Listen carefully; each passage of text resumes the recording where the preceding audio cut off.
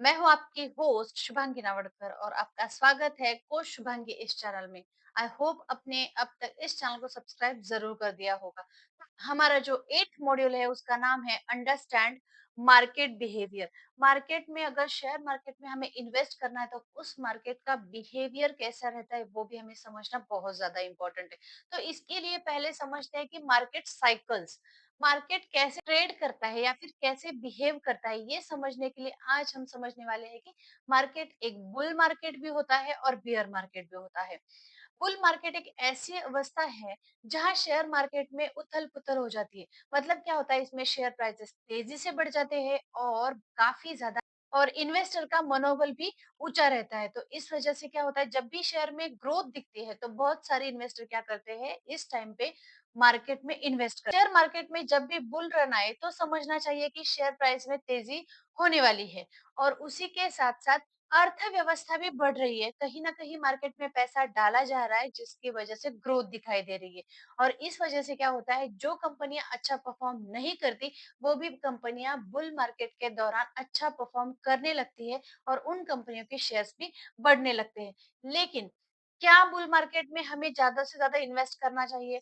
लेकिन अगर आप नहीं समझ रहे हो कि बुल मार्केट में सारी ही कंपनियाँ अच्छा परफॉर्म करती है, तो इसकी वजह से मे बी हो सकता है कि जब ट्रेंड बदल जाए, जब बियर मार्केट शुरू हो जाए तो वो कंपनियां उतनी ही तेजी से नीचे आने वाली है। तो इसके लिए फंडामेंटल एनालिसिस जानना बहुत जरूरी है और खुद का अपना स्टडी किए बगैर किसी भी कंपनी में इन्वेस्टमेंट नहीं करना है। क्या होता है बियर मार्केट? बियर मार्केट में जहाँ पे शेयर की प्राइस तेजी से गिरने लगे, अभी जो चल रहा है वो बियर मार्केट चल रहा है कि अभी 1 महीने से हमारे शेयर मार्केट में तेजी से प्राइस गिर रही है। हर कंपनी की गिर रही है जो अच्छा परफॉर्म करती है। मे भी हो सकता है उनका फंडामेंटल एनालिसिस अच्छा है, लेकिन फिर भी ये बियर मार्केट का दौर है कि हर स्टॉक पे प्रेशर बनता है।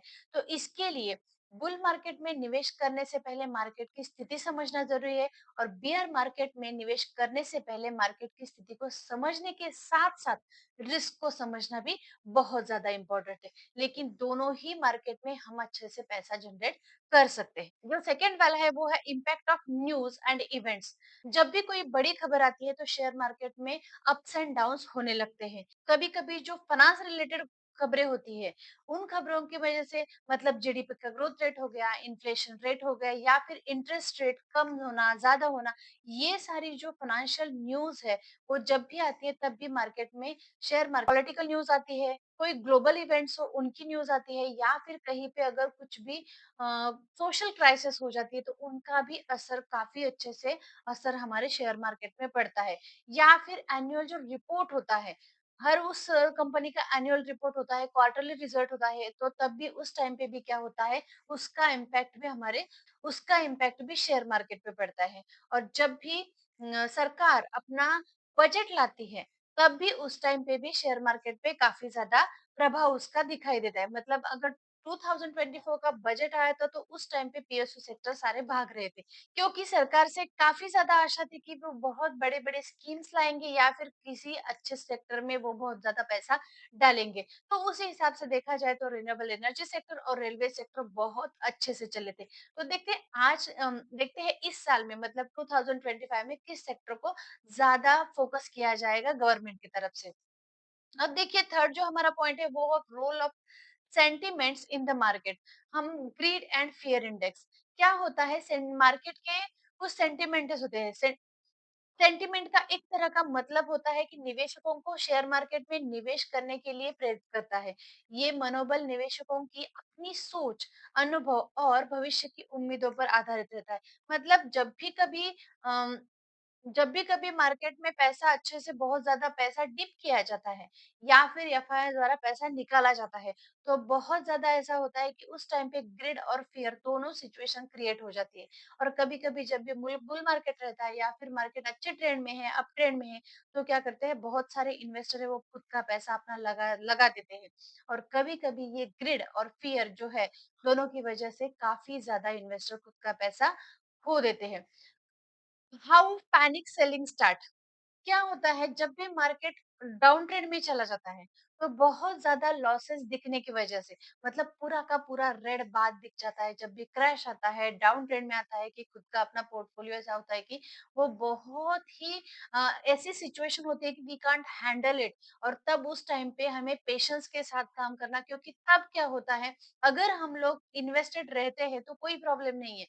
लेकिन आप जब भी आपको ऐसा लगता है कि नहीं यार मेरा इतना नुकसान हो गया, इतना नुकसान हो गया, और आप वो प्रॉफिट या लॉस जब बुक कर लेते हैं, मतलब पैनिक सेलिंग कर देते हैं, तो आपका लॉस होता है। और इस वजह से क्या होता है, काफी ज्यादा इन्वेस्टर क्या करते हैं, पैसा खो देते हैं।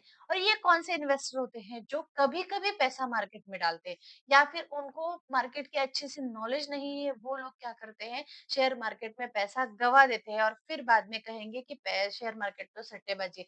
लेकिन ऐसा नहीं है। अगर आप पेशेंस के साथ, स्टडी के साथ आप स्टे इन्वेस्टेड रहे, उसमें लॉन्ग टर्म में अपनी पोजीशन बनाए रखे, तो काफी ज्यादा अच्छा पैसा जनरेट कर सकते हैं। लेकिन ये सेंटिमेंट जानने के लिए आपको खुद को उसमें एक्सपीरियंस के साथ पढ़ना होगा, मतलब एक्सपीरियंस लेके। अगर आपको मैक्सिमम 2 इयर्स का, 3 इयर्स का जब भी आप शेयर मार्केट में एक्सपीरियंस ले, तो ही बाद में अपनी बहुत बड़ी अमाउंट शेयर मार्केट में लगानी है।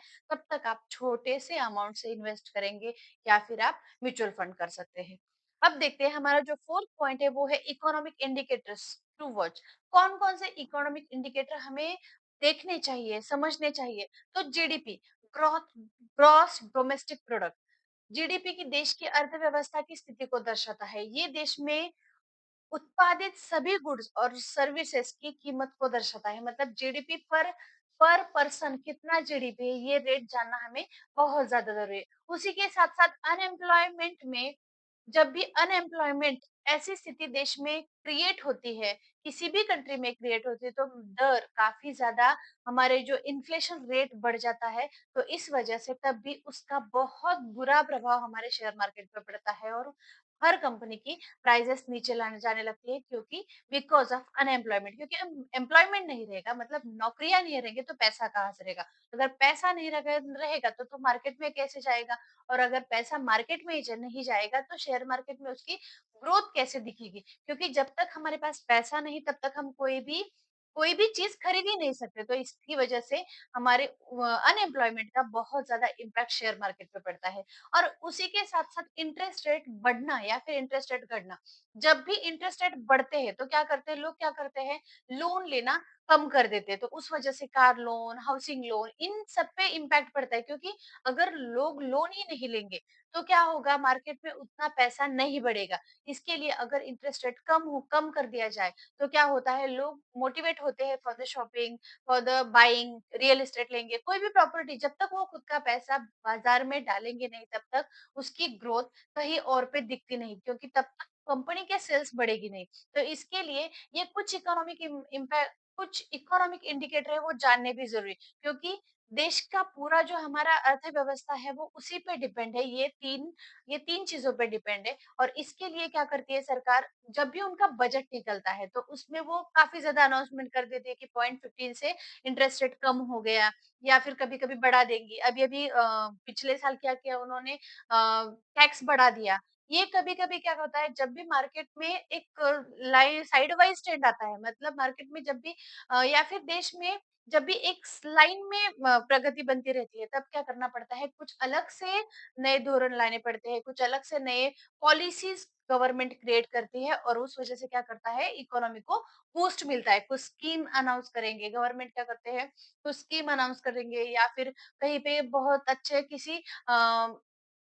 किसी सेक्टर में पैसा डाल देंगे। तो इस वजह से क्या होता है, शेयर मार्केट में काफी ज्यादा बूस्ट मिलता है। आप समझते हैं कि बिहेवियर बायस क्या है? अब क्या होता है कि अब जो हमारा फिफ्थ पॉइंट है, वो है बिहेवियरल बायस। तो बिहेवियरल बायस क्या होता है, फॉलोइंग ट्रेंड। जब भी मार्केट अप ट्रेंड में है, तो कुछ इन्वेस्टर होते हैं, वो अप ट्रेंड में ही पैसा लगा देते हैं, और या फिर जितना भी प्रॉफिट हो वो बुक कर लेंगे, और बाद में बाहर बाहर निकल जाते हैं। या फिर क्या करते हैं, जब भी डाउन ट्रेंड चल रहा है, तो वो क्या करते हैं, उस ट्रेंड में खुद का अपना पोजीशन बनाए रखते हैं, या फिर खुद इन्वेस्टेड रहते हैं।